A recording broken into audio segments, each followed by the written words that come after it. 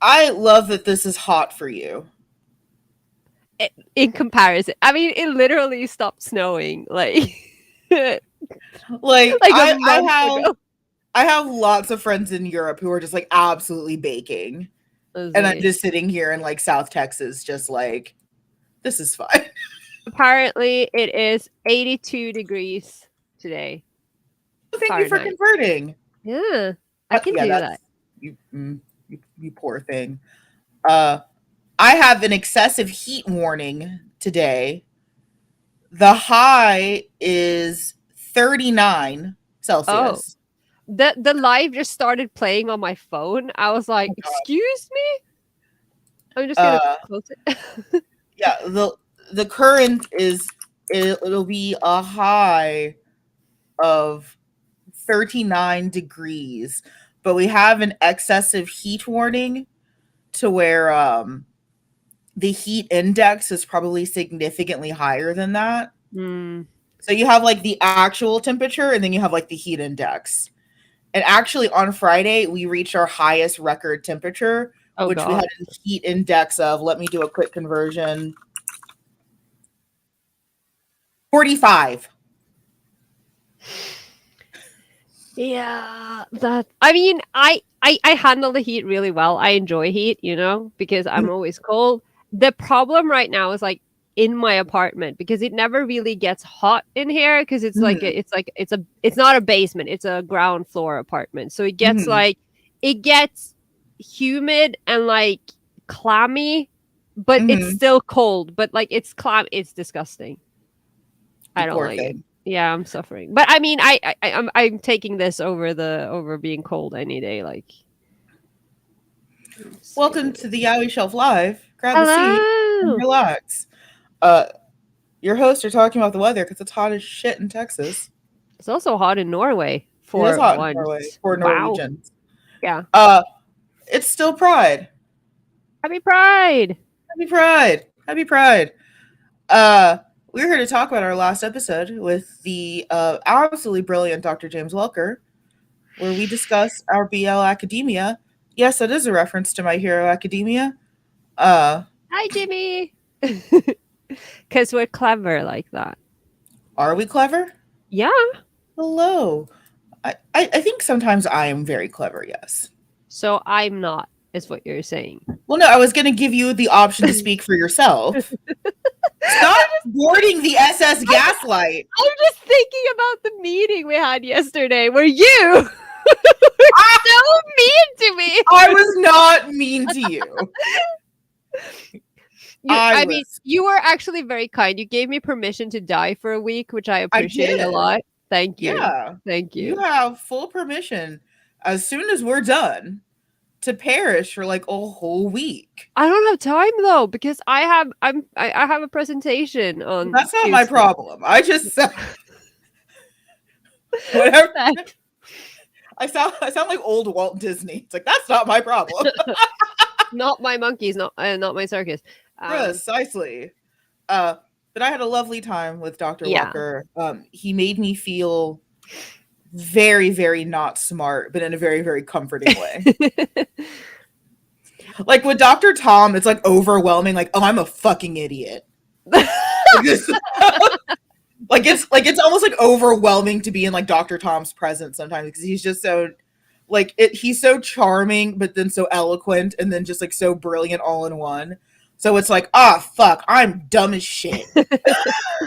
Like I don't even have a degree. I have half a BA. Like Yeah. I'm not So, worthy of this company. so Not that I feel worthy of Dr. Welker either, to be right, honest. but then like Dr. Welker is just as equally like really down to earth and kind and nice, Yeah, and he's then so nice. incredibly intelligent. And it's just like you're talking, you're talking, and it's like, oh fuck, I'm dumb. Like Mm. you build you build it up over the conversation when it's 7 o'clock in the fucking morning, and I it's like, mean, oh, I salute you for attending what was essentially an academic lecture at 7 a.m. I'm not even in school anymore. It's like, and, I feel so bad because, like, I wouldn't mind sacrificing, but then somehow I always get the good time slot. Somehow you always get the good time So slot. I don't know how it happens. next time we have a guest on, we should pick someone who's in a really inconvenient time, Yeah, I'm my gonna time. find the most. Yeah, fuck whatever the rest of our calendar planning is. I'm gonna find the most inconvenient time for you just to make you suffer. Yeah, it's okay. You can do But that. now is the time that if you have any questions, comments, or concerns about the episode, please bring them forward. We had a great time. We'll likely be talking about things that are on our academic radars. Don't look at me like that. Like you haven't had time to prepare for this. I know. No, I mean, to be fair, I have, because I'm rehearsing for my presentation on Tuesday. I'm doing a presentation on queer, what, queer pop culture and queer fan culture. So I have been, quoting. But it's the problem is it's supposed to be a very very short presentation. I'm used to doing like these 90-minute lectures, and now I'm like it's like 15 minutes, so I have to be super concise.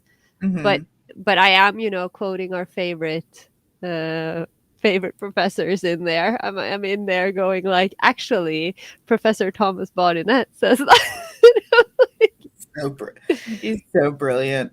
Yeah, Oh my god. I'm talking a lot about like the whole how we the queer praxis that content becomes queer because we make it queer because we look at it through a queer lens, and that's what I'm essentially talking about. So just parroting all of these brilliant papers I've been reading.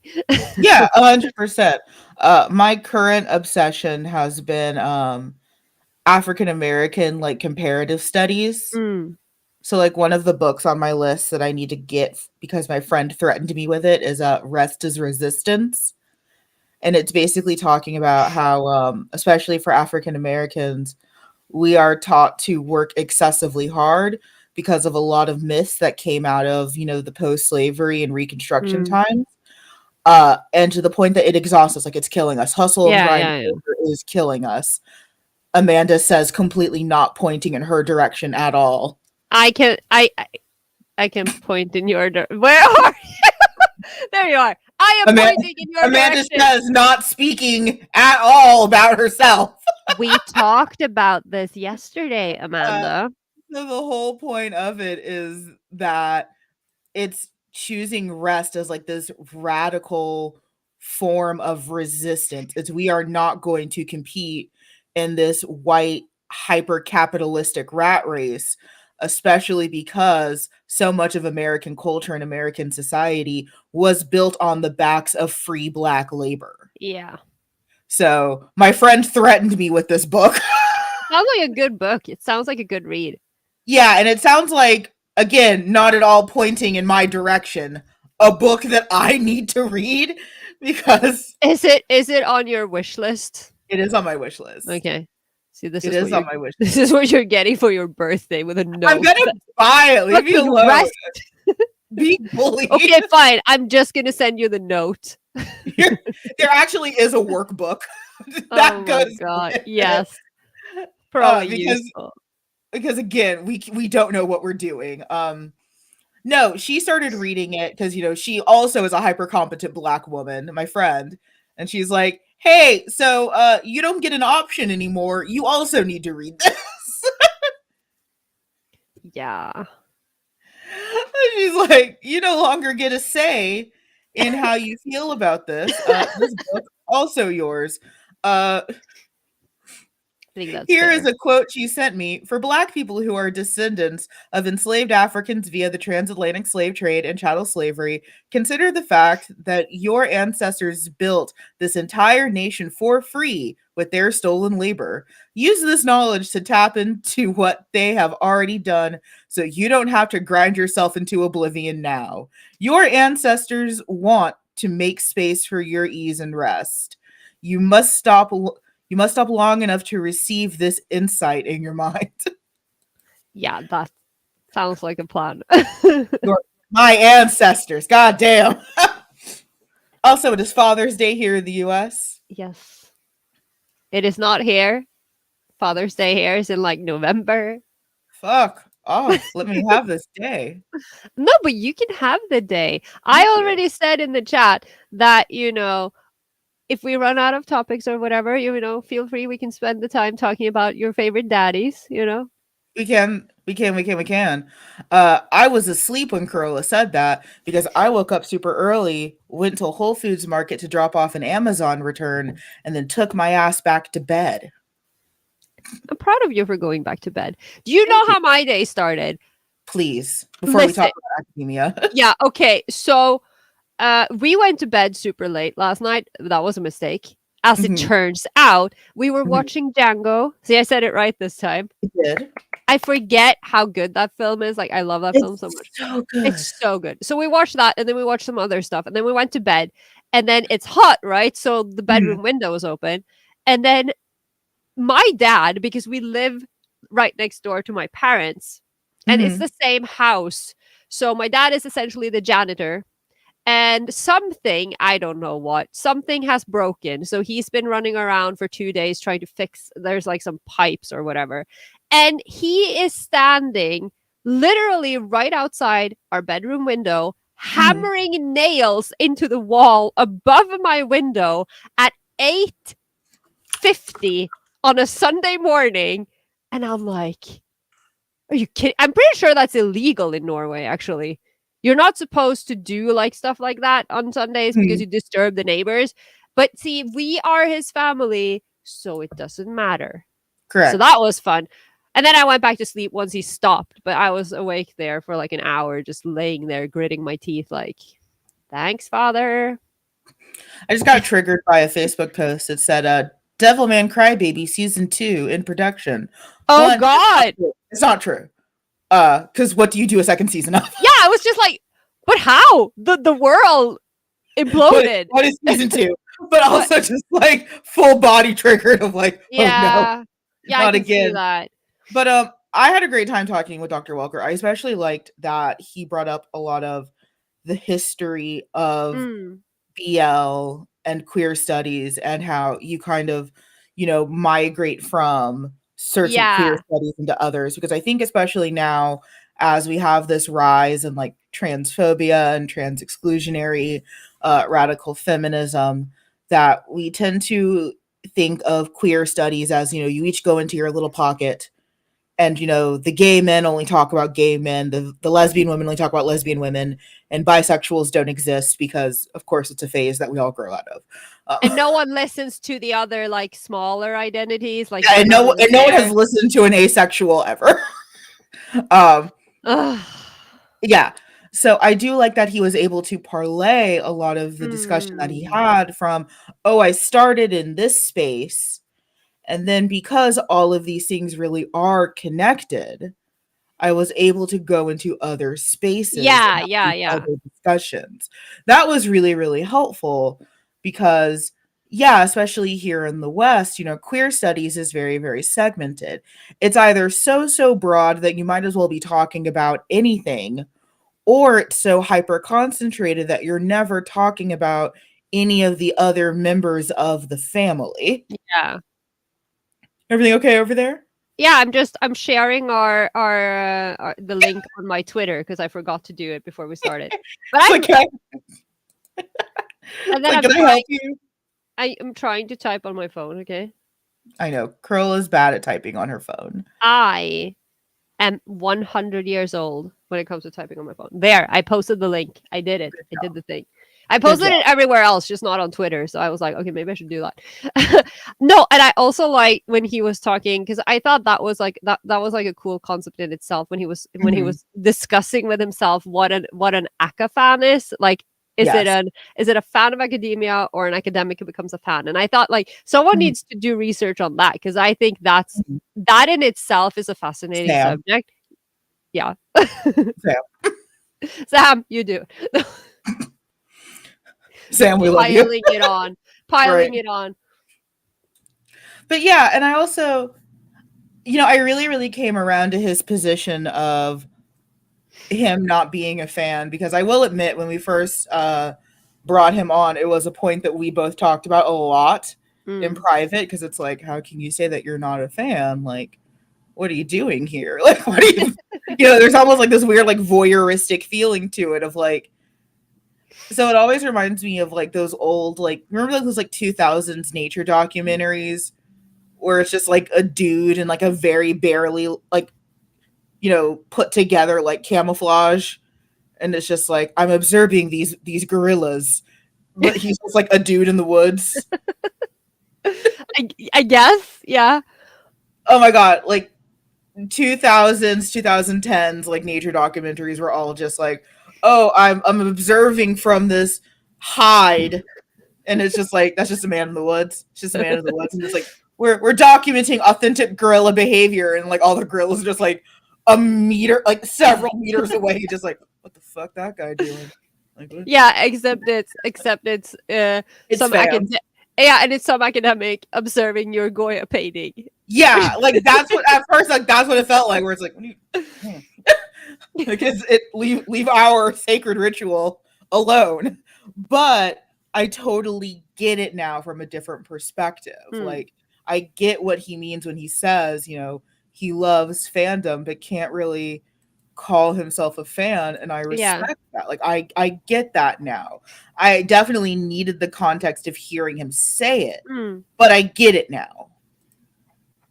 Yeah, and I think, because when we discussed it, we in private, we talked about it a little bit, and how, because I think it's interesting, we've now had two academics on who are like, you have Dr. Thomas, who is a Mhm. fan, very much is a fan, Yeah. and then you have the exact opposite, and I think that that's interesting because they still have relatively similar. I mean, they do work in slightly different fields a little bit, Mhm. but they still have very similar opinions and findings on what they work on. And it's Mhm. like, I just enjoy that from that perspective of people being, because sometimes you've seen people reply to academics who are fans with, "Oh yeah, but you're just saying that because you're a fan and you're trying to Yeah, we talked about legitimize." that with Dr. Bowdnett, where like Yeah. occasionally from dumb people, people are like, "Oh, well, you're just a fan. Of course, you're rationalizing this." Yeah, but then you have someone like Dr. Welker who isn't a fan and who has the same observations. And it's Mhm. like, maybe these people actually know what they're doing Mhm. and the people on Twitter are just being dumb. Yeah, and I think especially, the way, and I think hearing him frame fandom still in a relatively positive way helped out a Mm, lot, because I do have that like insular, defense drive yeah. of when people from a perceived out group talk about especially like Fujin fandom, it's like, Mm, no, like you're not going to trash like my people, because that tends to be where we get, well, at least in our day, that tended to be the big source of our issue, was out group looking in. Now it's yeah. in group saying that we're all pedos and Uh, uh, I don't want those to be in my in group. I don't count them as being in the group. I mean, we can't not acknowledge them, but at the same time, I would prefer them also not be in our end group. It's a slightly different group, isn't there? It's like, Yeah, it's a slightly different group that you're just kind of like, eh. hmm. But I had a great time talking to Dr. Welker at 7 o'clock in the morning. He's also just like a very, very nice man. Yeah, he's super nice. I mean, we're always like, it was the same. It's like when we had Dr. Thomas as well, because we're like, Mhm. how is this gonna go? Like, are we gonna be weird? Are we gonna be eloquent enough? Right. Are we gonna be able to have a conversation with this person that we admire? And then nothing to worry about, because he was just so, he was so nice and He so easy to was. talk to. And I love that he also went off on tangents just like we do. Yes. And I was like, thank you. Yes, Not It's not absolutely. just us. It's not just us. My favorite though was the moment where he really wanted to see Sansa. That Yeah. was like my favorite. I went back because I wanted to see what you guys talked about while I was letting him in. And I was like, oh, it was very It sweet. was honestly like the sweetest moment where it was like, I hope the cat makes an appearance. Like, don't worry.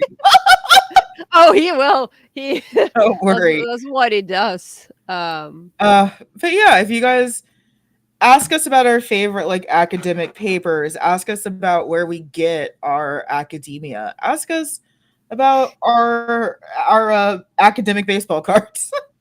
Academic baseball cards. Yeah, or tell us about your academic baseball cards. Yeah. Who are I'm you going who are over you my wish reading? list because I have too many books on it.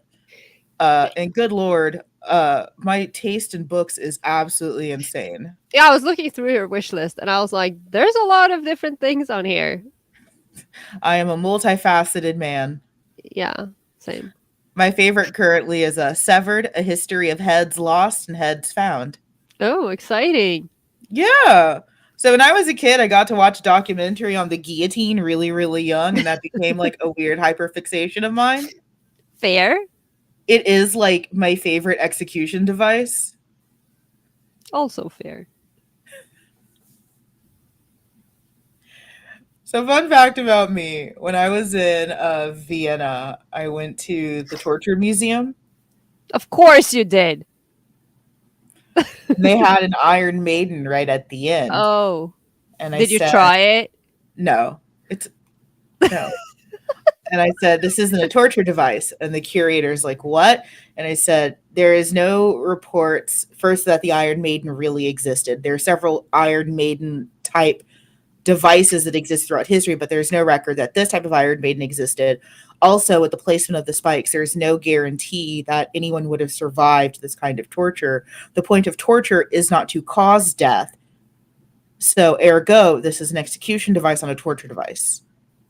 And the curator made a note, and I got to sign it that I made a correction. The Iron Maiden is an execution device on a torture You device. you actually I the did. curator. Oh I my god. did at a torture museum in Vienna, Austria. You're terrifying. You're terrifying. You're terrifying.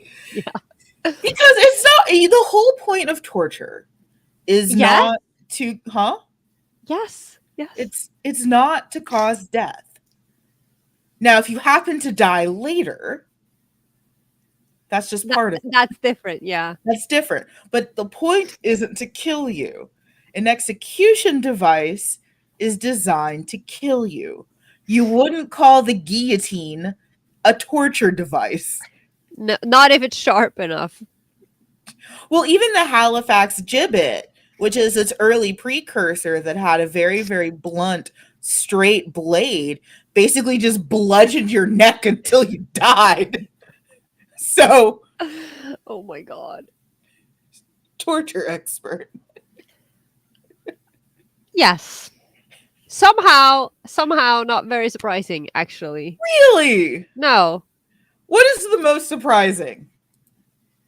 No, I mean I'm not surprised because I know No, I you want and to I know what is out of all the things I've listed that I have weird hyperfixations about, what was the most surprising? I don't know.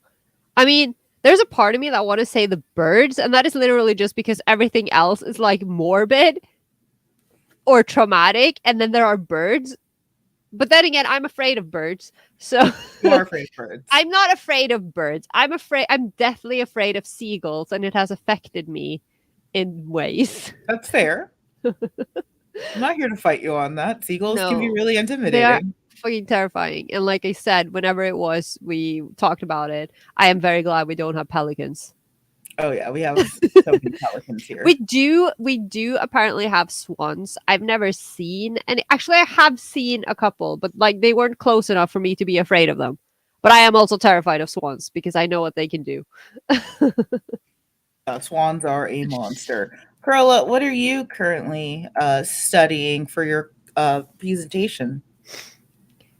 I was reading up on the Hays Code Ooh. because because I'm talking about how the lack of representation. Again, this has to be very brief, so I'm not going very deep into it. But I've been reading up on the Hays Code because I think it's something that, especially in Norway, the younger people don't know about it at all. Like I didn't know about it until like a few years ago. I'd never heard of it, and it's something that you kind of have to understand why. I mean, there's so little queer representation in general, like in the mainstream and like in Hollywood, and even now we don't have a lot because we've talked about this, how what we do get is not aimed at us. It's to be palatable to the cisheads. Mm-hmm.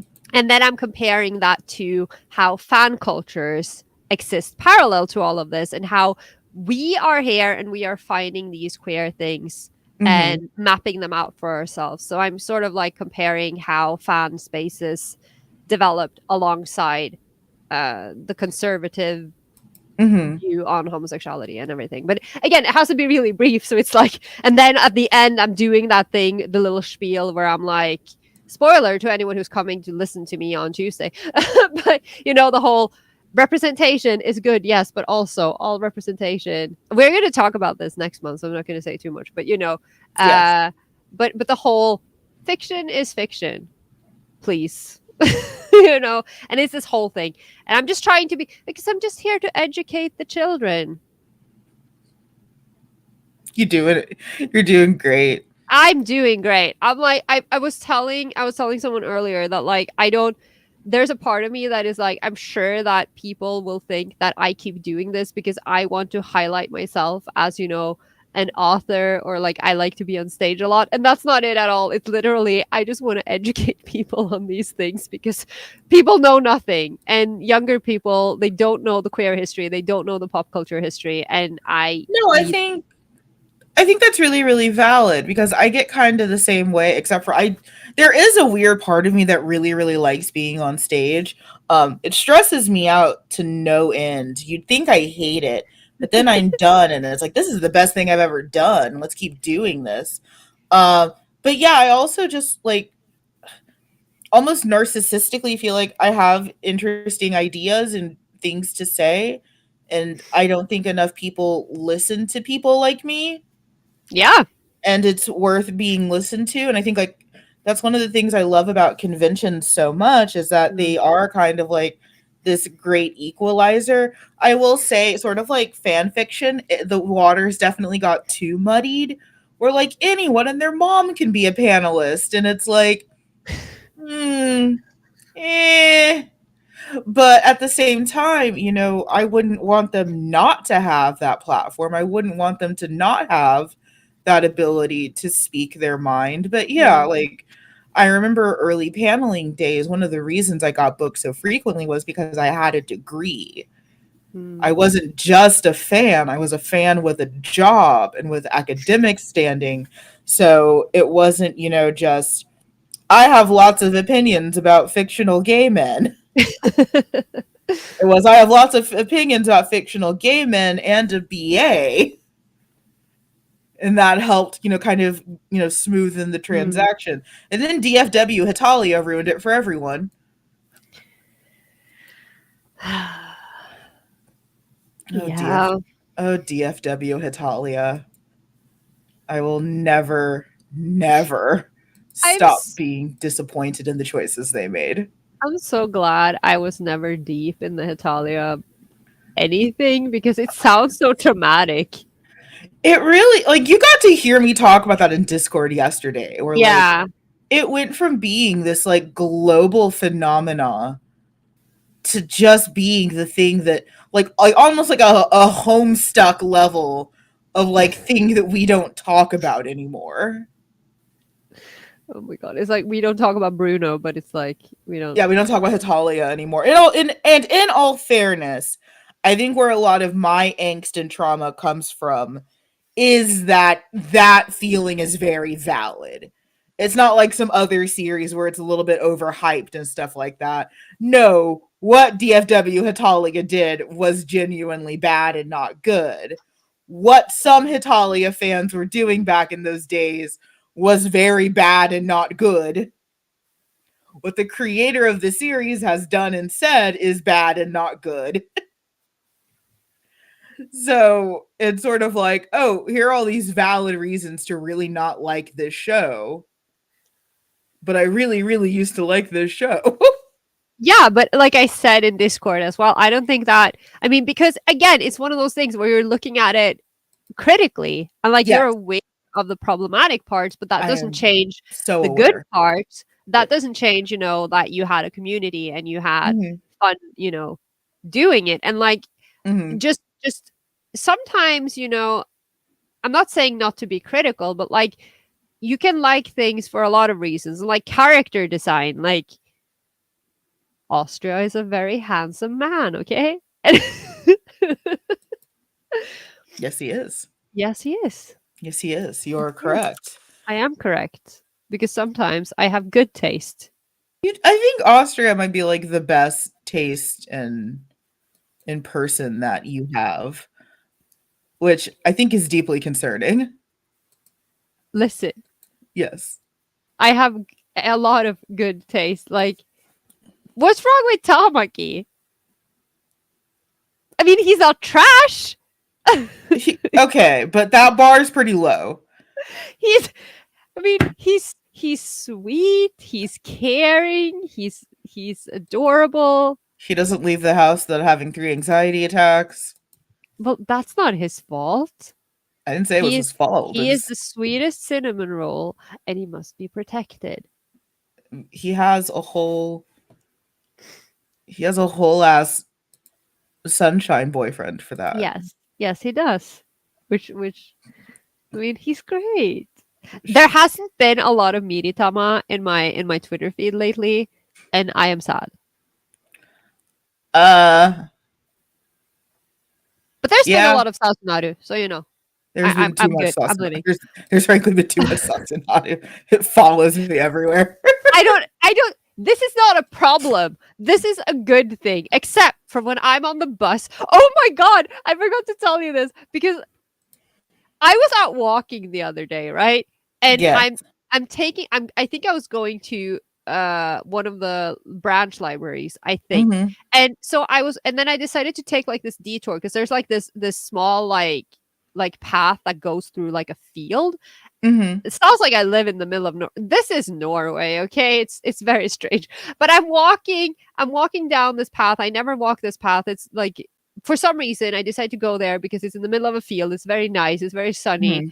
And then I realized there's something on the ground. Like there's a bunch of dandelions that have just been thrown on the ground. And I look down and I kid you not, there is this drawing of Naruto on the ground by my feet next to, and there's like a bouquet of dandelions and like it looks like they had a fucking funeral or something. Naturally I picked up the drawing and took it home with me because I felt like it was a sign, and then I turned it around, there's another Naruto drawing on the back. I'm like, what is happening? It was I amazing. I I have have it. so many concerns about what happened to you. And it's so funny because literally it's the day after I was on the bus being upset about Sasunaru because I was scrolling on Twitter on the bus. And then my friend was like harassing me about it because they have like this Norwegian version of Naruto that they are always teasing me with. It's great. But yeah. But it was so funny that this happened the very next day. I was like, this is a sign. This is a sign Of what? that we do not know. But I take it as a good sign. I think it's a good sign. It is a Uh, good sign. I Please ignore my yawning. I've not had coffee today. I am still drinking my caffeine water out of my light bulb. You're, you're such a nerd. How can we just how are we, and in this case me in particular, capable of having conversations with actual academics? What this is I am out there picking up drawings off the ground and drinking out of a light bulb. It's like, do you ever wonder why that's the imposter syndrome? Because it's like we're not You know, like in our day-to-day lives. when things like this happen, I Yeah. don't doubt the imposter syndrome at all. I Right. Like in understand. our day-to-day lives, I am literally like a trash goblin who's reading like plant cest mermaid fics before bed. There is nothing wrong with that. There is nothing wrong with it, but I'm just saying. Apart from how it probably does keep you awake. No, it's not very stimulating. It's not. Hello, Mika. Hello. Is it electrolytes? Is it? What, this? Yeah. No, It's a pun. okay. It's a I'm good pun. stupid. It's Shut just like, up. it's like us sitting here. Like, I wonder why we have imposter syndrome. And it's like, is actual idiot. Is actually dumb as a fucking brick. Right, like is actual moron. And it's like, Have you I mean, you know the whole write what you know? Like, have you yes. ever wondered why I write idiots? Why are so many of my characters himbos? I wonder. Could it be because I'm fucking dumb? I mean, yes, I am a hobby academic. I do enjoy reading academic books, I but do I'm too. stupid. I'm so right. Like I'm the worst kind of smart person that I'm incredibly intelligent academically. But if you like leave me in the woods, I don't know how to fucking survive. No, right? Oh my god, someone tried has actually people have tried multiple times to teach me how to use a compass, and I don't get it because it spins. And I'm like, I don't know what direction. I Like hate it when I don't know how to change the oil in my car. I don't know how no, to and then do that shit. people are when people are like you ask them for directions and they're like head north. Bitch, where the fuck is north? If, if I turn around, north is gonna be in a different direction. Okay, that's not Am I true. going left or right? Wait, North is all okay. No, that's not how space works. I North is was always the never a scout, okay? I I don't was a know. scout. Of course you were. I was a girl scout Yes, but of you the told me that. highest degree. So you can do Winner all the of cool. the gold, silver, and Marion awards. What is a Marion Award? Marion Award was I don't even remember anymore. Hold on. Wow. I didn't say I was a good Girl Scout. I just said I was a Girl Scout. Oh, you can purchase them on the internet. It's for Catholic Girl Scouts. Of course it is. No, So I no. I don't. I have okay, yeah. So the Marion Award is given to Catholic Girl Scouts who have forged a particular bond with the Virgin Mary, which I certainly didn't do that when I won that award. So someone's lying. this is We are sick. Yeah, I mean, I certainly wasn't a good Girl Scout. I mostly got keys to the cookie storage, so I knew where all the cookies were. that's nice. Yeah, and we went camping one time, and we read and wrote like erotic fan fiction, and uh, there was a tornado that was going to touch down. So we're like, okay, we're going to run to the mess hall and grab supplies, and we grabbed chocolate pudding, Oreos, gummy bears, and instant coffee because we're already bad writers. Those were our priorities. That is yes. I was a Boy Scout. My mother insisted I join. One of the things she did right as a parent, all I'll say is Camp Buddy is based on true. Wait, Yeah, I have to Google that. What? it's a spicy game. Oh. That is, yeah, there is no greater Oh. I think, yeah, there is no greater pipeline, I think, to early sexual experiences with the same sex than being a scout. No, I'll believe that. I'll believe that. There is no greater American pipeline to I have somewhat indecent feelings about my female or male friends. Except for Catholic school, I guess. We were mostly just sluts for each other. Like we were just all so repressed that like I don't think calling any of those thoughts gay or straight feels right. They were just horny. Like just like the horny took over and it doesn't matter what was in front of you. We were just so fucking repressed that it was like you ever just like watch like a dog just like tear into a stuffed animal out of frustration? That's kind of what happened. Where it's like something rawr, Oh my god. because You I mean, guys like we're it's like told you can't even say you guys needed Jesus because I guess Jesus Jesus was wasn't there. helping. Jesus wasn't strong enough. We needed something stronger than Jesus, clearly. Oh my god. Yeah, it was a mess. Most of us became like abject whores the minute we left Catholic schooling. A raging success. I know, right? Look at us now. My aunt was so concerned that I'd become Anna Nicole Smith if only she knew. Well, you didn't become Anna Nicole Smith because that would be weird. No, I did not become Anna Nicole Smith. I wouldn't mind being Anna Nicole Smith, except for her lawyer boyfriend that definitely murdered her. Oh yeah, that was a whole thing. Yeah, Howard K. Stern definitely murdered Anna Nicole Smith. Not American, but most of my Boy Scout peers were homophobic, so camp is pure fiction to me. Oh no. I mean, I can imagine a fair amount of like hyper competent masculinity in Boy Scouts, just like we I feel have like to fight away the gay. yeah, it's like either or, you know. And there's like Yeah, a whole bunch of repressed gay, and then like toxic masculinity on top of that, and yeah. then I feel like it could go either way. Like I imagine like the Texas Boy Scouts was probably very like we're so repressed gay and we can't be gay, but we're also horny.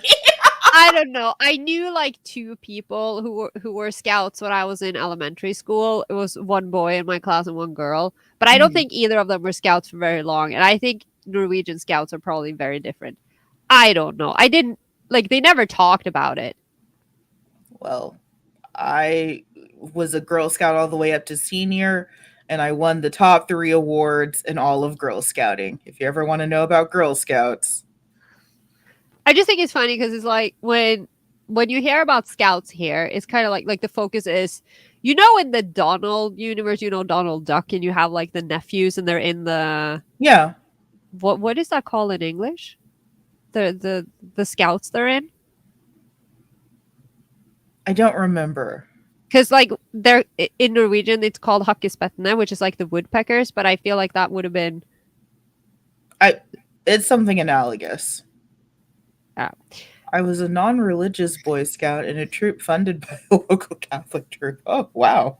but yeah. So what you imagine is essentially like that, you know, like going on Hmm. camping trips and learning to tie all the knots and everything, right? Hmm. And then we see American movies and we get the impression that the only thing Girl Scouts do is sell Sell cookies. Like cookies. they do Okay. I'm here to dispel. Okay, I'm here to dispel some myths.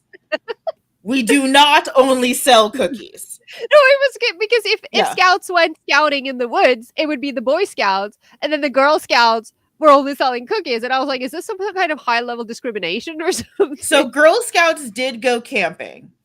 We didn't camp Good. as often as the boys, and we usually didn't focus on like hard survival skills. For us, camping was about nature and interpersonal skills. So it wasn't Like about writing fan fiction. yes. Yes. So for us, it wasn't like I know how to kill a bear with my mind and 3 sticks. Like it wasn't like that. We didn't do like Boy Scout camping, where they're just like out like LARPing and they're sharpening sticks with knives to the same size of their faces. They're all covered in mud. It's like fucking G.I. Joe. No, we didn't do that. Our camping was like, flower crowns and talking about like self esteem and like, oh, look at that bird. That's a whatever crested titty blip, I love that that's what you came up with. You're the bird fan. I mean, there are crested tits. Yeah, well. Like that is a type of It was bird. just titty blip. That's cute. Yeah, there are crested tits. Those do exist. So like we did camp, but it was for different reasons. Boy Scouts also sell here in the US. They sell popcorn, the inferior product, to Girl Scouts who sell cookies. Clearly. And now the cookies badge has become the e-commerce badge because the pandemic didn't allow Girl Scouts to sell in person anymore. So they moved it all online. So now it's about like sharing links and like setting up like online digital shops.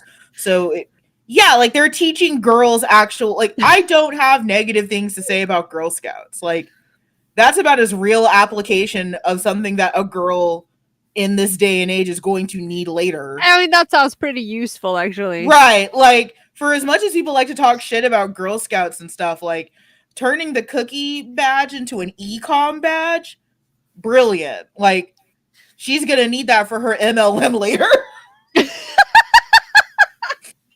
And it's way more useful than knowing how to kill a bear, because how often do you have to do that? Yeah, we don't have a lot of bears in Texas. So it's like, so yeah, you have these just like super like adrenaline out like Boy Scouts who are just like, yeah, we went hunting on targets, but it was hunting. And it's like, okay, No, but no, okay. I don't want to say no. I was about to say something terrible, but I don't know. No, it's like you're doing your little owl thing. No, it's like, well, that's applicable too. Like, because for when they want to go shoot up a target for their pride display, I guess. See, I told you it was horrible, but this is the imagery we have of the US at present. Okay, when I was in Japan, I got there like right as they opened up back to tourism. So there weren't a lot of other tourists, and when they were there, they stood out like a sore thumb. So I'm waiting for the Shinkansen, Mm. and this guy is just like bopping. He has like on the big headphones. He has on a fucking fedora. I'm like, okay, foreigner. So we like make eye contact. It's like fucking Pokemon. We make eye contact, and he's like, Then you "Where are have a you battle. from?" No, he's like, "Where are you from?" He said, "I was like, I'm from Texas." He's like, "Oh, Texas, bang bang." Exactly. And I'm like, "Where are you from?" He's like, "I'm from Germany." And I just like glared at him. It's like, I will not be shamed by a German. Listen, there's a lot of people who get to talk shit about what's going on in America. You, sir, don't get to say jack or shit. There are a lot of people I'm willing to accept America slander from. I will not accept it from a German. Oh my god. Is it? Like, I don't know. it was the funniest thing. I'm just randomly reminded of, and I think I said this before, but when we were in Japan in 2016, Hmm. and we were on the train going out to Kamakura. We were going to Enoshima, and so we're on the train. So it's me and the girlfriend, and then our Norwegian friend who lives in Japan, and our Japanese friend who lives in Japan, and we're like talking this strange mix of Japanese and English and Norwegian, Hmm. and this other foreigner comes up to us on the train and is like, "Excuse me, are you guys a Japan? No, are you guys a German punk band?" And we were like, "What?" On so many levels. Because first of all, I'm the only one who kind of looks like, you know, like a punk, I guess. And German, I have so many questions. Why I German? Why I punk did band? compare. Okay, in all fairness, I did say that Kariaj does sound like he's speaking Dothraki, which But is the made up he's language. yeah, but he's Finnish. I know he is, but like again, to non-listening ears, it all does sound very like what the fuck is going on. Yeah, but that's Finnish. I It's know it's. like I'm not saying that they sound the same. I'm just saying no, that but I'm when you're saying not attuned, I'm saying that it makes sense that you would think that way because it sounds fucking ridiculous. It doesn't sound like a real I, language. It's like, I like Finnish. but it's cute. Like, I mean, it's not cute. Kitos is cute, the way they say thanks, and the rest of it is like not shaming any Finns. I have Ninku a is lot of Finnish cute. friends. Huh? Ninku. Ninku. Yeah, I think it's like. Yeah. Yeah, Ninku is cute. Kitos is cute. Hey, Well, hey. we all say hey. No, but their hey is soft. Oh, okay. That's a pun. We're serious academics. I have academic books. Oh my god, with me. Would you Let like to me do a show. show and tell? I can do a show and tell. This is Queer Transfigurations, I which is don't own that yet. I know you don't. Maybe you It's don't so want to buy it expensive. just yet. Okay. That I was, don't know. I haven't bought you a present yet. I don't know what I'm doing. I it's also have to really send. expensive. I think I'd feel bad. Yeah, I also have to send you a link because I'm forget. I walked a mile. I was like, yeah, I'm gonna send you the link when I get home, but then I promptly died. So Yes. yeah, I'll do that later. No, so Queer Transfigurations, which is Dr. Welker's latest book. It's Hmm. edited by Dr. Welker. He's written Hmm. the intro. I Hmm. haven't read most of it yet because I want to say I haven't had the time. I've been watching Thai BL, you know, which yes, there is a lot about Thai BL in here actually. I'm not Interesting. shocked. I mean, no, because it's super relevant.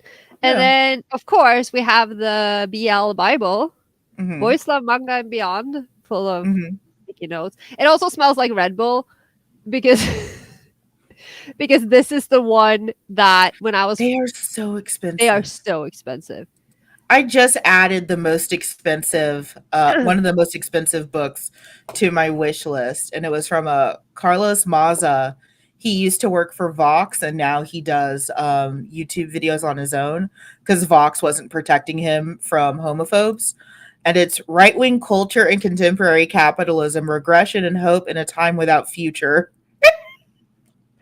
And it talks about like the rise of like modern fascism and its basically takeover of right wing conservatives. Mhm. Because so one thing that America has yet to really grapple with is that the Republican Party is not the Republican Party that most of us grew up with, and that's causing a lot of Yeah, angst yeah, yeah.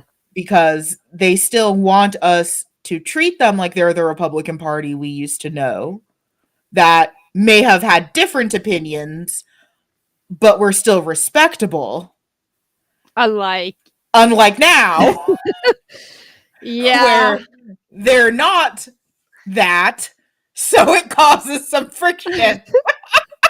I can see why. Me being as polite as humanly possible, Trying really hard. just trying really hard, and it's like 100 and something dollars. Oh yeah, yeah. There are some of them are so expensive. Actually, this one isn't as pricey anymore, and you can also get it paperback Mm-hmm. now. I think there's Mm-hmm. also an ebook, but I like having it. But yeah, I was when I was preparing for FujoCon a few years ago when I was getting ready to do my panel. Mm-hmm. Um, it I had this thermo bottle and it was full of Red Bull and it leaked all over the book, so it still smells like Red Bull. But it dried real nice. But I That's really like good. this one. I've used this one a lot. There are a lot of really good That essays one's in here. also on my wish list. Yeah. I am now trying to find the most expensive book on my wish list. And then I have this one, which I also haven't read a lot of yet. It's Kasumi Nagaike. She's Uh huh. also featured in this.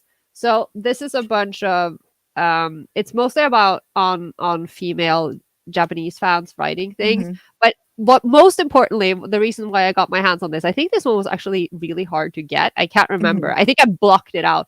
But it's because it has a translation at the back of Mari Mori's Lover's Forest, which is like the first depiction of a queer, like a male relationship Oh wow. in a Japanese like novel. Yeah. And it's also an interracial couple, I think. So that's I think it is, if I'm not mixing it up with this. No, that's a manga. That was Jujika. Yeah, Jujika has the international interracial couple. But yeah, Oh so I cool. bought it mostly for this translation, but the essays are also really good.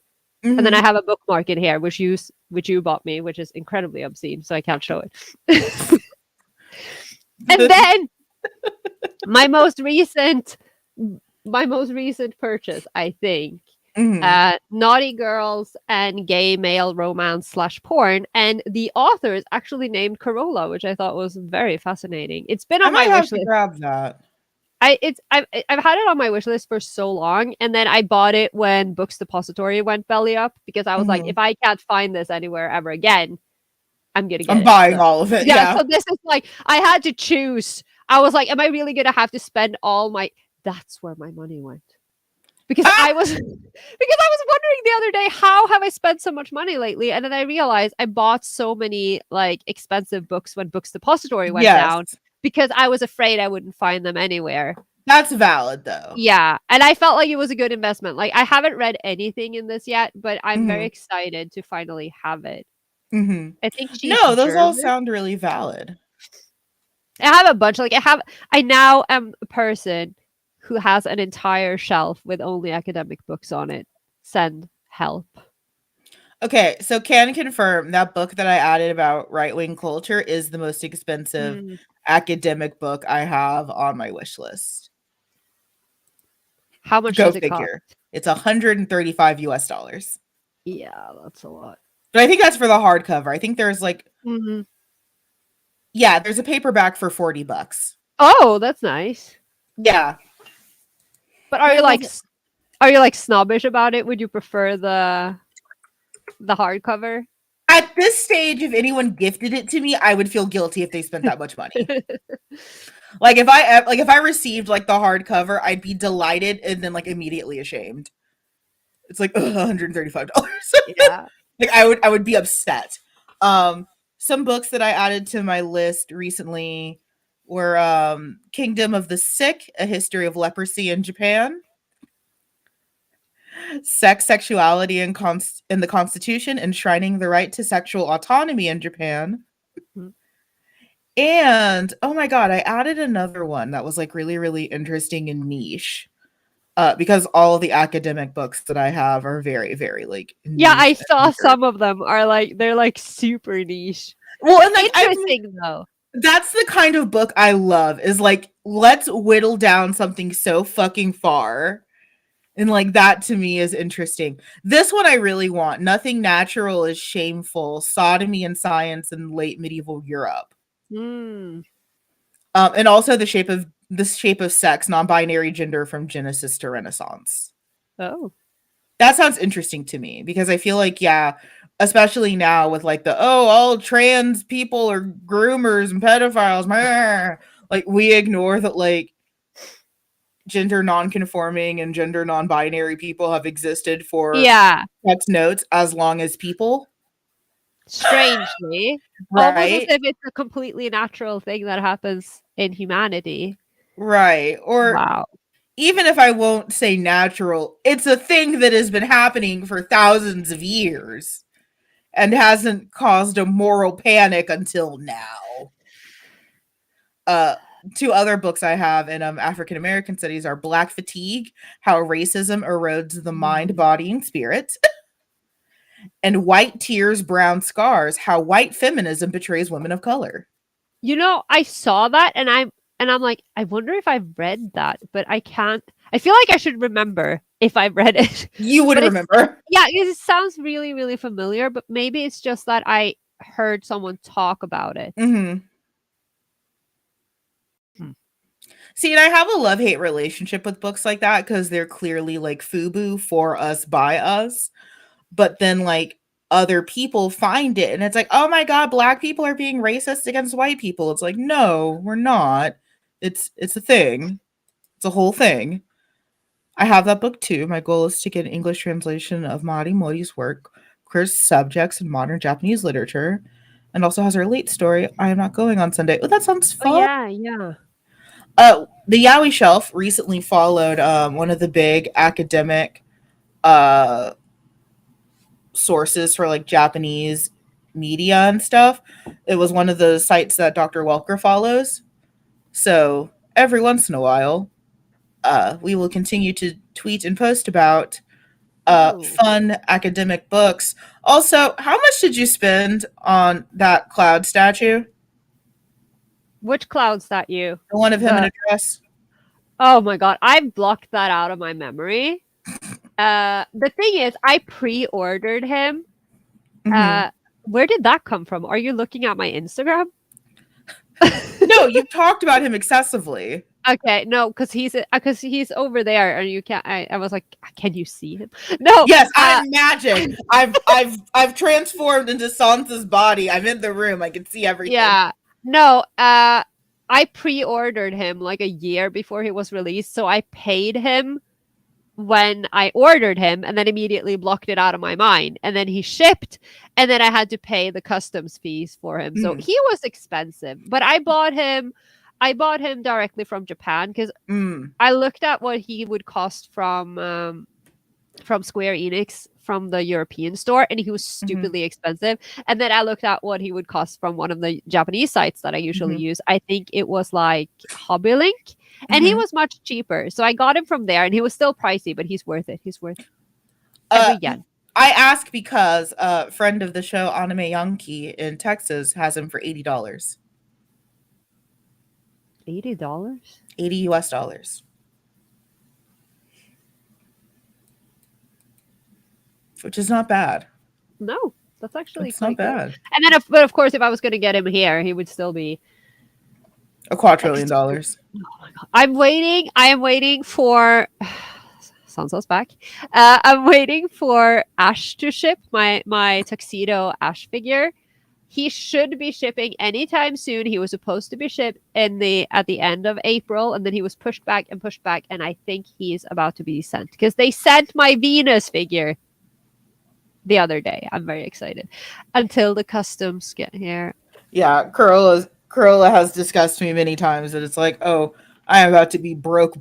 I am about to be broke. Like, listen, I have 3 figures coming in. So it's my Sailor Venus figure. She's not that pricey, so she's not going to Mhm. be that expensive. And then, obviously, Ash, he's expensive. And Oh, then, what? sorry, I lied. I found the most expensive hardcover academic book on my wish list. Which is? Masculine Shame from Succubus to the Eternal Feminine. That sounds amazing, though. It's $149 in hardcover, about 50 for paperback. That's not so bad. I mean, It's not. But I see, had to. this is what I want to become a real researcher, so I could put that on like the university tab.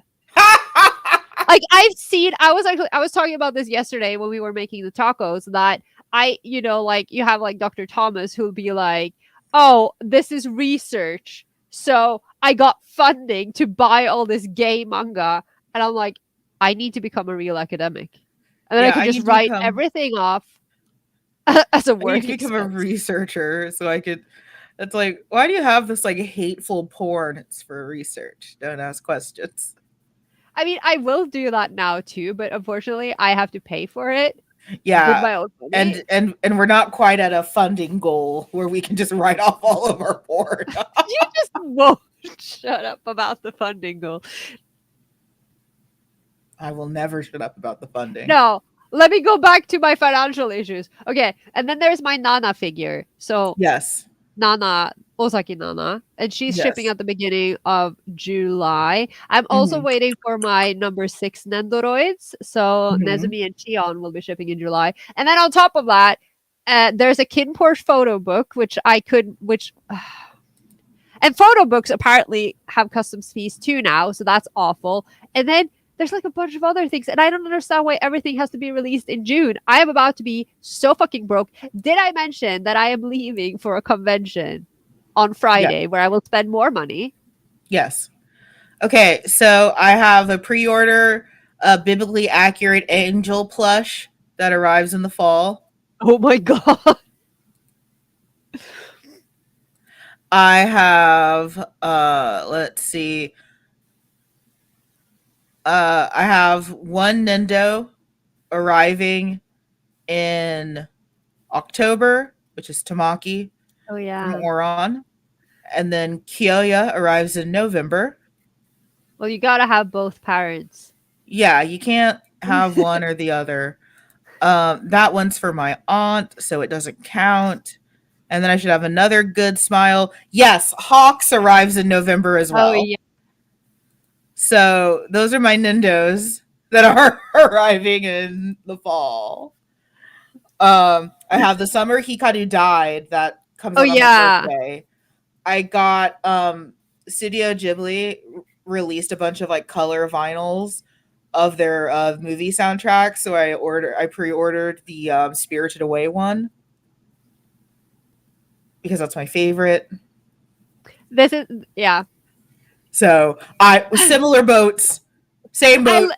I I looked up and I saw my Love in the Air box set, and then I remembered that both my Moonlight Chicken box set is a Thai drama, and I know what it is. my school president concert DVD are also on Mhm. pre-order and are also shipping in June. So you know what? I'm about to become homeless. If anyone wants to support Yeah, so me, I have the Summer Hikaru Died Volume 1 that comes out on my birthday. I went ahead and pre-ordered the Summer Hikaru Died Volume 2, which arrives in October. And then August 1st is when the Spirited Away color vinyl comes out. And it's this like really, really beautiful blue color. So yeah, your hosts are yeah. about to be broke. Don't ask questions. I'm Do also you still support us on Patreon? do support us on Patreon. Your hosts are about to be broke. I need Also, it. I'm um, very financially responsible. I'm going to this Edgar Allan Poe speakeasy Oh on yeah. Thursday, and I still have to buy one thing. I have to buy my brooch. because I'm buying a cape. Of course. It- And then you will swoosh.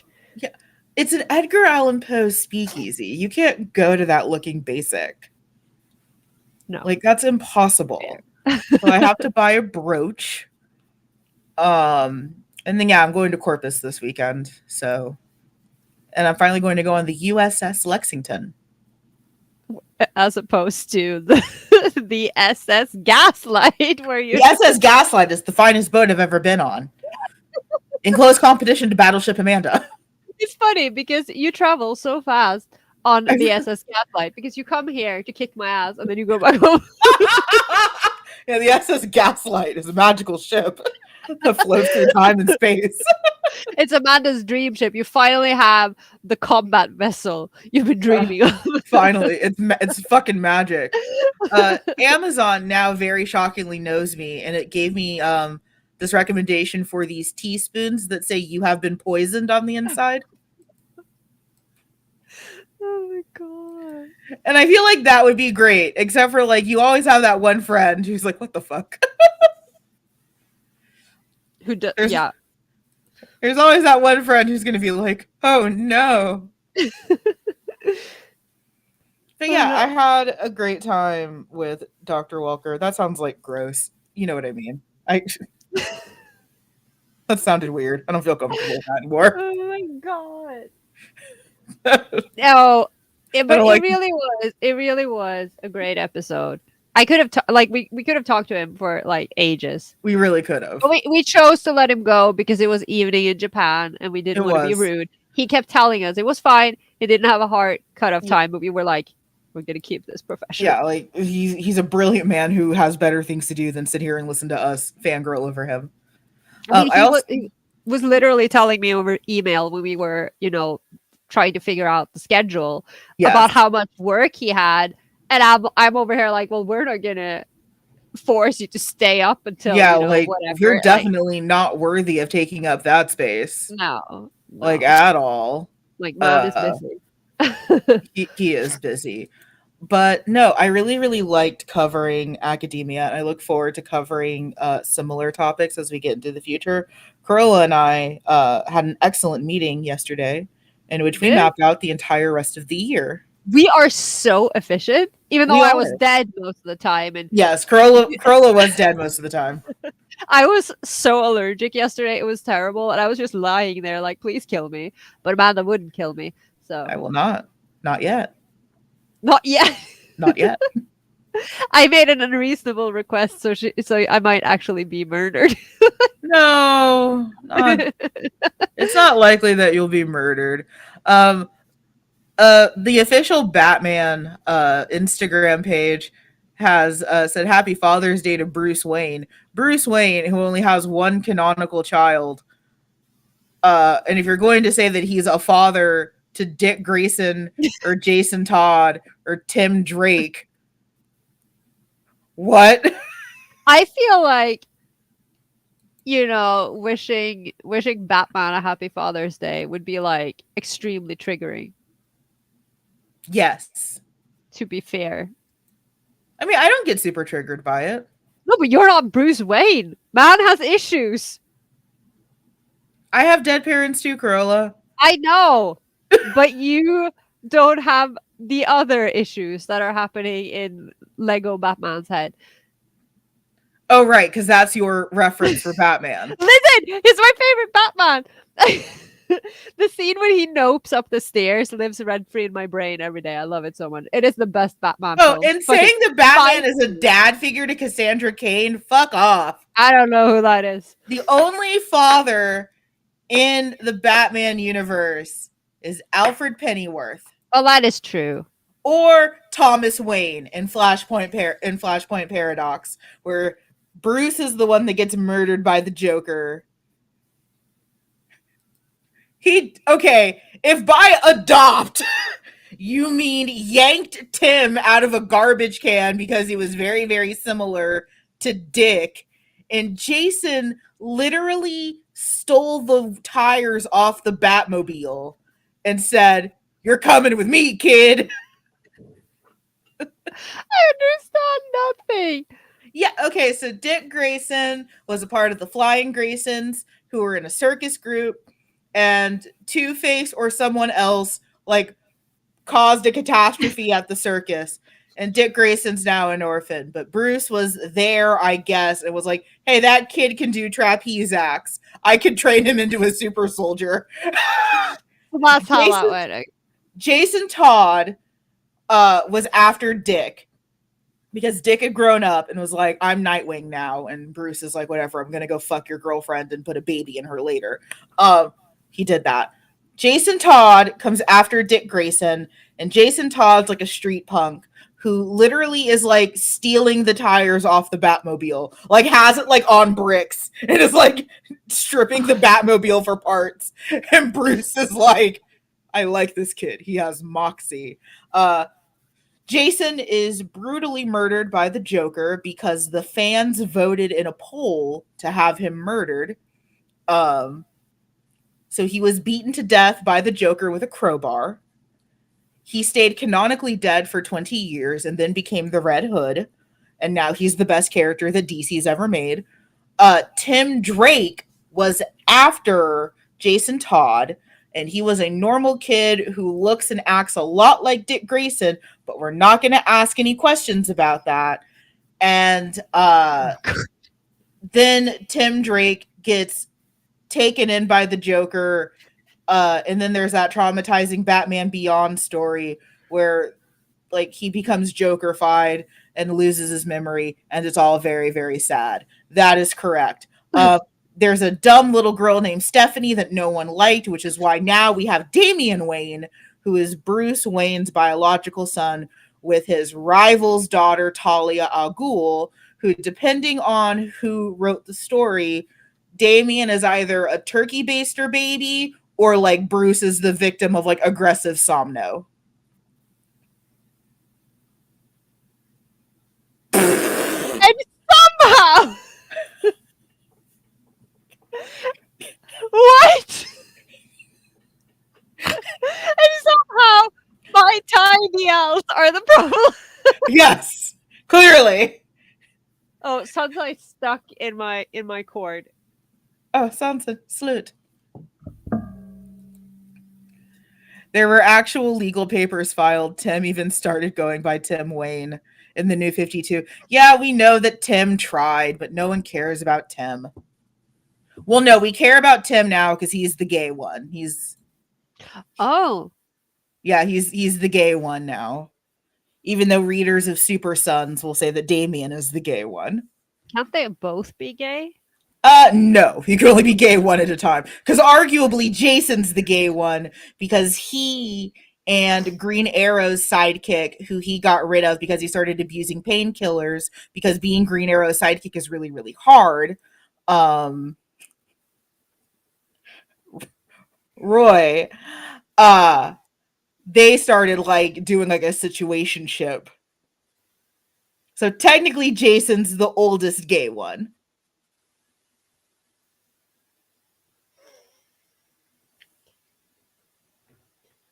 I am learning. Oh, it was like one of the most iconic panels like in comics because it's Green Arrow and his sidekick at the name was named Speedy. They did like weird dumb costumes and like it's hard being Green Arrow's sidekick. Like it's physically hard and the poor boy started abusing pain medicine and like the opening like cover is like my sidekick a goddamn junkie and it's Oh like my god. leave him alone. Only Batman I can comprehend is lesbian Batwoman, aka my gay awakening, Alicia Silverstone. Yes, that's a good one. That's a good one. Uh, I am so out of my Tim element Drake right and now. Billy Batson, Captain Marvel are my two favorite DC characters, valid and good. Welcome to Amanda Hijacks the Chat with DC. We got a jump in listeners. Yay. But I mean, it's fine.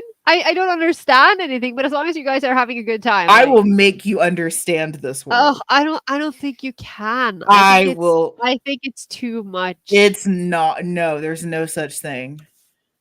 There's no such thing. It has always been incredibly gay. I mean, I don't doubt that. I think everything is gay and superheroes. But no, Jason is my favorite. He's a horrible little disaster. And the best fix are when he and Dick will like double team one of the younger Robins. It's usually Tim. It's usually Tim. It's almost always Tim because I don't think that Damien would ever get in that situation. So R.I.P. Tim. Your two older brothers have some thoughts about you.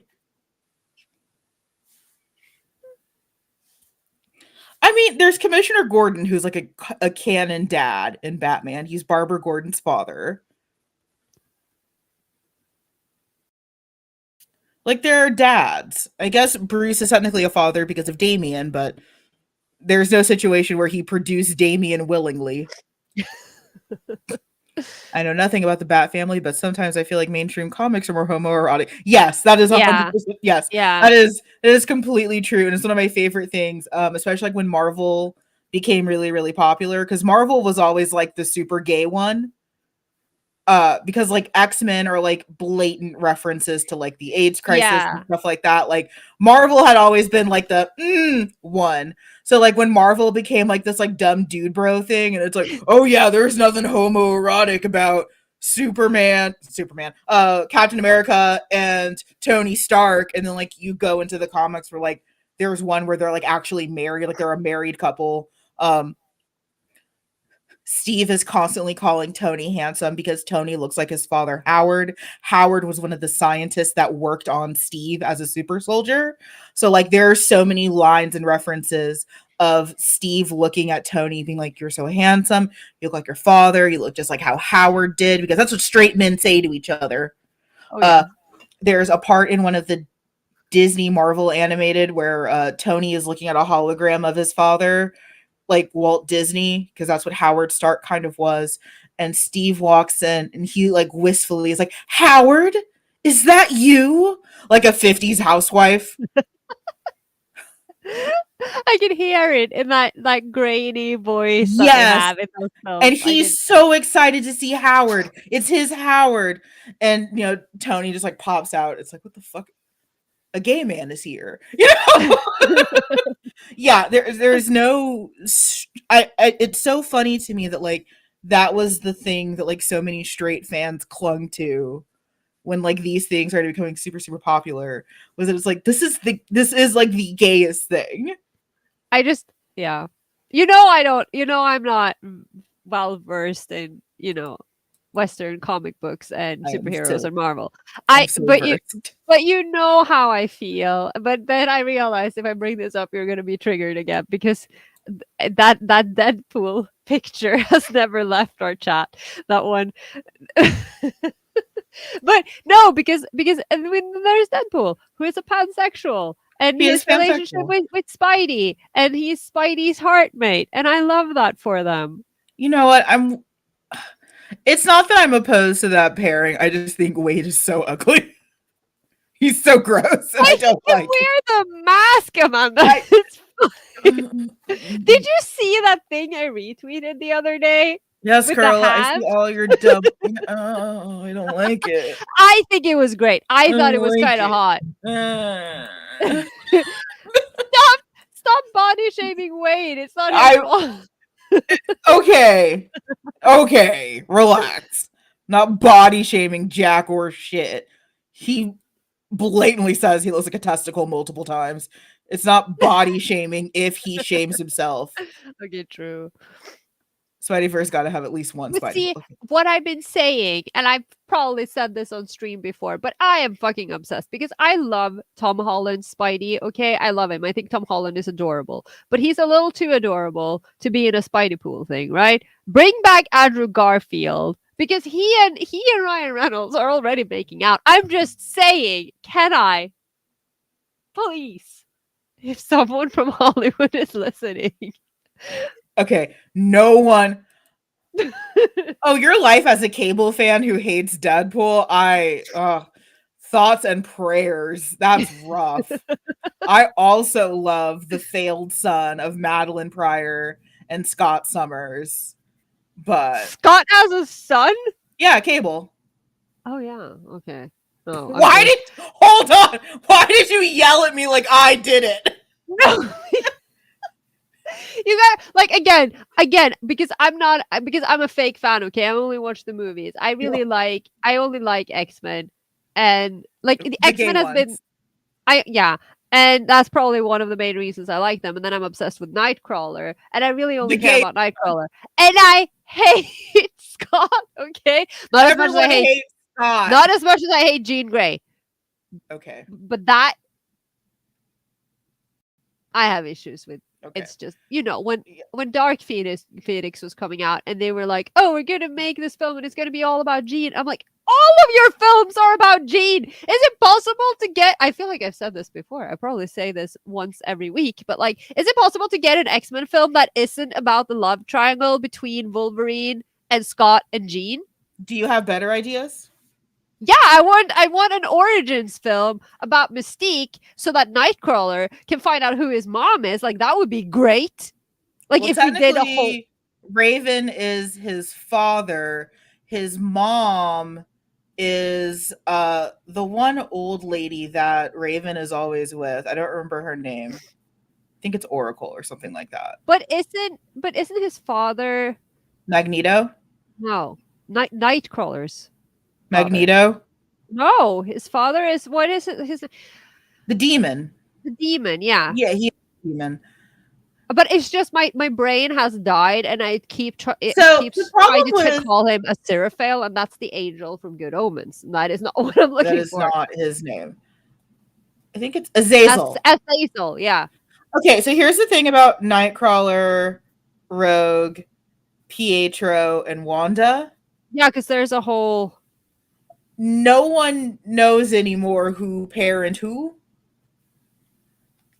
because canon is stupid. yeah, well, see, again, and this is why I find these Western comic books so confusing because there's a million different timelines and everything, and then it's like, but in this version, I'm like, I don't have the brain capacity for this. Yeah. Yeah. I mean, that's valid. Like, I'm not going to fight you on that. It's 100% true. Yeah. So it's supposed What to be. that I don't have the brain capacity. Oh, that flips table. I I'm mean, also. you're not wrong. I mean, I'm also trying to imagine a world where Mystique fucks Azazel because that's below even Mystique. But he's hot in the film.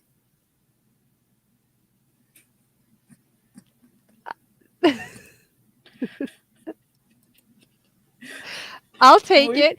we went from talking about serious academia to talking about No, but X-Men. I told you we were going to end up talking about daddies because it's Father's Day, and here we are. Charles Xavier, the worst dad. Kind The worst dad. you don't want to talk about your favorite terrible dad? Toma? He's on it. Oh God, yes, he is.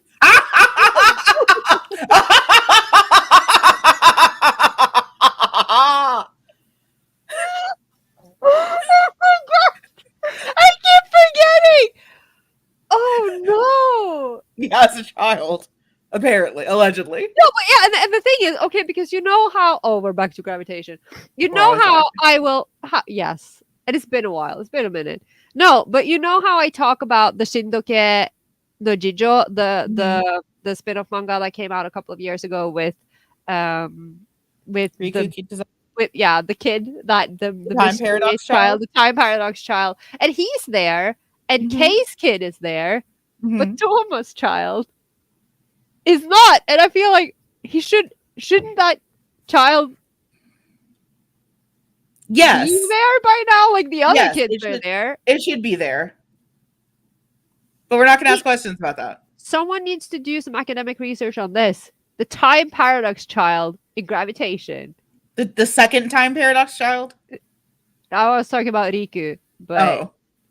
but yeah, also Thomas' kid because I don't understand when he had time to do that. I don't know when he had attraction to fuck Mika to completion. No, but it's. I think we need to go back to your turkey baster and or somnophilia Yeah, because like I also don't know theory. when he mustered a stirring erection for Mika, unless he did her from the back and had a picture of Yuki Eri tapped to the back of her head. I am so certain that that's what it was. Like I'm also And trying to imagine. maybe she can do an uncanny impression of her brother. Right, maybe he's just pretending it's Tatsuha but lazy. I don't know. But I also don't know where Tomaseguchi had the time or energy to stir an erection to completion for his woman wife. Who he obviously married to get close to 80. Like, You are conflating the timeline. I think they got close after he married. I don't know. It's Okay, convoluted and who weird. are you trying to say my favorite father? Kitazawa? No. Who's my favorite? What bad dad? There's so Oh, many bad dads. You're talking about Tucker? Which one are you talking about? I completely forgot about Tucker. No, I was referring to Endeavor actually, but Oh, I was like, which bad dad are you talking? There's a list of I bad forgot dads. I forgot how many bad dads there are in on your list in your little pile of trash men. Okay, How many of honestly, them are Endeavor terrible is not fathers? even the worst dad anymore. No, He's because really you have Shoal Tucker in there, which is the worst dad. I well, he's not father of the year. I'll tell you that. I would argue he is. You are insane. Yes, I am. Yeah. See, Well, that's also not false. I mean, he's a better dad than Hohenheim. well, yes.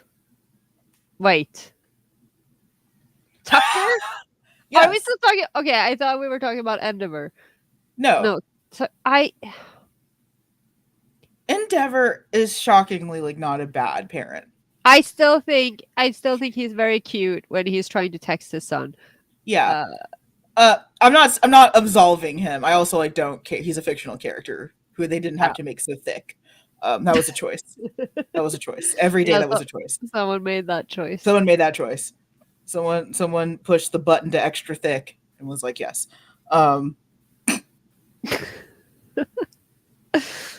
Is there There are anything you want to tell us, Horikoshi? right. There are worse dads in My Hero, I guess. Yes. I can't think. The terror of trying to figure out who's a worse dad than Endeavor for you. No, but it's more that I literally can't think of any other fathers. AFO. Who? AFO, the villain. All for one. Oh yeah. Yeah, I guess. Ujiko with all the Nomus. I'm sorry, I don't keep a daddy index. I just don't. Redestro, who is literally Redadstro. Oh yeah. But he's actually a really supportive father. Hanabata, who's just a daddy.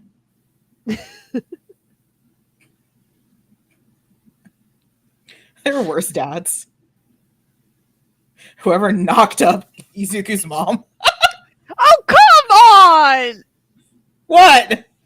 Izuku's wonderful. I like him. I He's would a be fine sweetie. if he fell into a fire pit. You're so mean. Is it a choice? Endeavor would look like a matchstick if he But I'd be okay with that. Like, if you look at the build of his other kids, Yeah, I was about to say like he doesn't have to be that thick. Like, Natsuo's big, but like that's still like a person shape. Inji is like, oh, you're gonna make a very select group of queer people very happy. it's important to cater to all, fans of all types of character, and then someone has to represent the hot dad, so a choice Literally, was he's made. very physically hot. Well, that is also true. Oh, you think you're funny? I do. I do. I do. Oh my god. For a brief tantalizing moment, I did think I was very, very funny. Oh my I god. mean, there are worse fictional dads. There are worse fictional dads.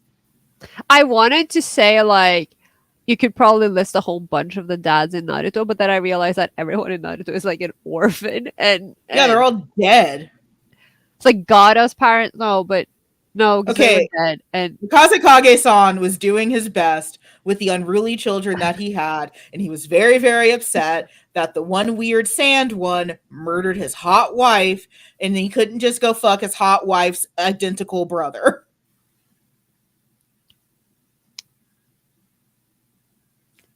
my poor child, my baby. I mean, I would also be mad if my son murdered my hot wife. What if your wife wasn't hot?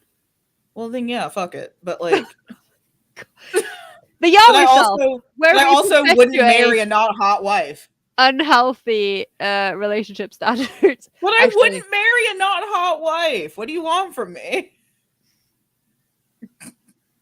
sometimes people stop being hot. That's impossible. Okay. That's fake news. That's not true. People remain hot forever. I'll remember that when I'm old and gray and wrinkly. No. Actually, I No. will never be because I'm gonna die.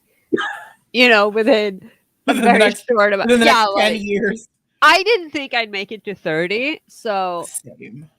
oh I mean, we were talking about like yaoi dads earlier.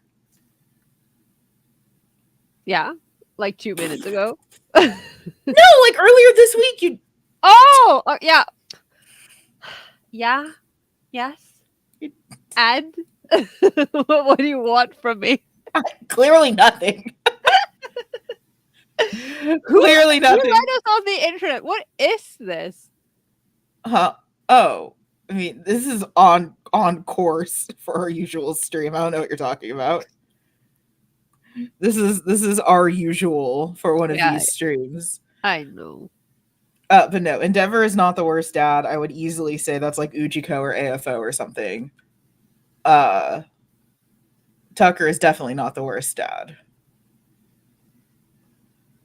At least he's like an active part in his daughter's life. Other like Hohenheim wasn't. No, So he was a very active part in his daughter's entire life. which he ended. No, Scar ended it by splattering her against a wall. Nina could have lived perfectly fine for an extended period of time She in wasn't captivity. fine though. Huh? She wasn't fine though. That's not the question. Oh my god! You just said she was fine. She Okay. wasn't. My end of life goal is to become a yaoi silver dad. Oh, I'd love that. I'd love Drop that your so favorite terrible dads in the comments, I guess. much. Me as a father. I think I'm a good yaoi dad. I can't. Oh, fuck off! Fuck off! I didn't say anything. You didn't. We get arms and legs today, and Kroll is sassy. Should I show off my leg? You want to I show was off the one showing- leg? No, I don't want to show off my leg. You want to show off the leg? I'm saving it. If you want to see my legs, subscribe to our Patreon. If you want to see legs, subscribe to Patreon. My aunt sent me some ice cream that she thinks I would like. She's very sweet. She sent you some ice cream? She sent me a photo of ice cream. Oh, okay. No, she did not mail me ice cream. I was just like, in Texas?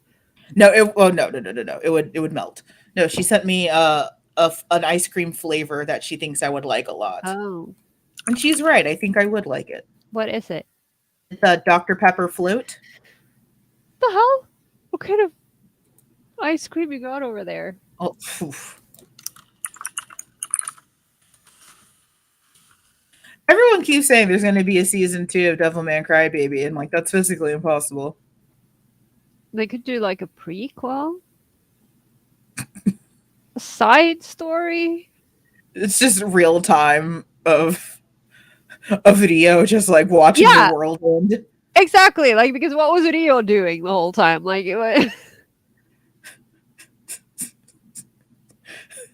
Season 2 of what? The world's over. Yeah, and what did we have? We had Kiryu Torso. and Akira ish. Oh god, not the torso again. You have the torso. Because I was gonna say that I guess the second season could just be them being like gay I in mean, the he could be story gay that with is the the world. torso. Exactly, but I didn't want to bring that fanfic up again. Okay. No. No, which is why I didn't want to say anything. He could be gay with the torso. Um, Oh, I don't know, they'll kick Miki's head into frame every once in a while and just like a soccer ball. I don't know. oh, God. I don't know what you do with a season 2 of Crybaby. Like I I don't know. I don't know what you could do with that. But I will say I'm excited to talk about our topic for our birth month next month. Yes. Gross. No, I'm just because birth month, and I'm preparing myself for aging. I mean, you're already aging. Now you just get No, presents for it. at least I And get presents. I like presents. Both of us like presents. Yes. Uh, But I what are we bought so talking? many presents for myself, you know? Me, Jesus. Listen, I've tried many times, and each time he has said, "There is nothing I can do for you." Are you talking about my birthday or are you talking about the Gakuthon, Mika? Because someone else's birthday is also in July, and I'm going to celebrate him for 3 days because that's what I do. But we're not going to talk about that. I didn't even bring it up this time. No, You have no one to blame but yourself. but I'm excited. It's my favorite holiday. Soft judgment. But I love him. Soft judgment. At least I'll be watching something that isn't Kin Porsche for 3 days. Oh, excellent. More not responding to podcast work. But it's my holiday. The 3 days out of the year where I'm completely out of commission. It's my holiday. So, like all the other days that I need you. Yes. But you love me. I didn't say I did. No. What uke logic did you just try to use? What the Suichi Shinto playbook are you trying to do here? That is exactly what I'm trying to do. That is literally what in the Suichi Shinto playbook are you trying to do here? Maximize your cuteness and that I won't and that I refuse to leave you alone. Is it working? I think it's still a part of the show. You haven't been fired. No, but I can't remember why, but I vividly no, because it was that Shuichi comment I made in the Discord where you said you were gonna quit the show. Yes, it was. So I'm not fired, but you quit. I've quit once a month since you were brought on. You wanted me. This is I what you did. get. You I just did. dragged this I- gremlin in off the street, and But then you I didn't expected it to know go you smoothly. were a gremlin. I don't know what magical front you put up for Kasacon for that 1.5 day that I thought that you were a capable partner. I don't know It either. worked. I'm sorry. I didn't mean to deceive you. It's like an angler fish. I don't know what weird facade you put on, but it worked. What are we talking about next month, Corolla? Representation in BL. I'm excited to talk about Yeah. representation in BL. I love talking about representation. We did cover it in the old show. But I think that like it had a very, very like that conversation was very much specific to that time and very much specific to two African American hosts that are on the older side. Um I don't think so much as my opinions have changed, but how I approach things have. So I think a lot of my opinions on what representation looks like, how it should look like, and what it feels like are essentially the same. But the ways that I'm willing to approach and think about it, those have definitely shifted and changed. And I'm also looking forward to having this discussion with someone who actually likes BL. I happen to love BL. I know I what I don't want know if off my you wish know list this. from you. Okay. It's a wax seal furnace, but it's shaped like a little volcano. Oh, that's cute. And it comes with a stag wax stamp, which I am not from House Baratheon, so I will not use it, but it's there. This is all Greek to me, but sure. It's Game of Send me a Thrones. link. I will. It's Game of Thrones, a Also, thing I know too much about. I was gonna post a link, but once again, I do not have access to our Chat. chat here. Because I was thinking, because I did make that list with the academic resources. You did. It's on our Twitter, correct? Yeah. So just go to lists and it should be there. I'm going to don't boss I me was around. talking to the audience. I That's what can you always share. say to me. I'm talking to the audience, Corolla, you say. When I assume that I'm the center of your universe. There it is. Yes. Sometimes I do things correctly. I think you Uh do a lot of things correctly. so that is our list that Corolla made. I very much appreciate her for it. Um I'm excited to talk about representation again next month and in celebration of our birthday. We will leave ways that you can celebrate with us that don't involve just buying us things. You can become a patron, which we greatly appreciate. Corolla, would you like to tell the listeners what patrons get? Do I even know what patrons? Oh my god, I'm such a mistake. No, I do know what Were patrons. you about to say you're such a mistake? Yes. I am. I'm actually fairly sure that I am a mistake. No.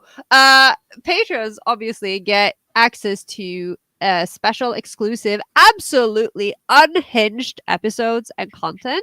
We do Yes. a lot of fun things on our Patreon. They Yes. are sometimes even a surprise to us ourselves, and sometimes they make Amanda question her existence, and it's really funny. Correct. Yes. And there's also sometimes exclusive merch. There is always exclusive merch. Yes. Uh And you get to have like say in things that we do yes. sometimes. We Yes. we ask for we ask for everyone's opinion a lot, but like we do ask patrons for opinions Mhm. and to help us make choices. Absolutely. Like Uh sometimes literal choices in the yeah. games that we are Like playing. yeah, like Hotiful. Which I played once and then Amanda forgot to save. Fuck off. But it's So feel free to join me in chat one night as I replay the game for everyone because I forgot to save the file. We also have some really, really cool stuff coming down the pipeline. We say that every episode because literally because every episode we have some really, really cool stuff coming down the there are pipeline. really, really cool things happening. And I'm excited to be a part of it. Thank you Yeah. all for being a part of this chaotic live. I'm gonna go to Target. I was about to say, don't get shot. I'm no longer going to Target. I'm gonna order my groceries on the internet and I'm gonna stay inside. Never mind. We're gonna continue on the Tarantino train. We're I think we're on to the Hateful Eight. My least favorite. I watched it once. I'm not. My genuine least favorite. What do you think about Once Upon a Time in Hollywood? I really like it. I also liked it. I've also only seen it once, but yeah. But I was excited when we're not going to talk about our fascination with cults. We're not going to talk about that because we'd be here for another 45 minutes. Yeah. No, but yeah. So those two are next in line. Yeah. Once Upon a Time in Hollywood, I saw that movie by myself in a movie theater, and I had a lovely time.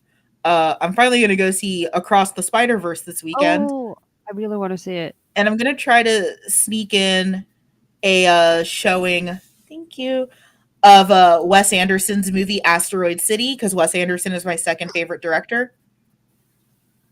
So I'm going to try to do both. Sounds good. Thank you all so much for being here. We will see you in a couple of weeks for our next episode. Yep. Be safe out there. Bye. Be safe. Bye. Thanks for joining.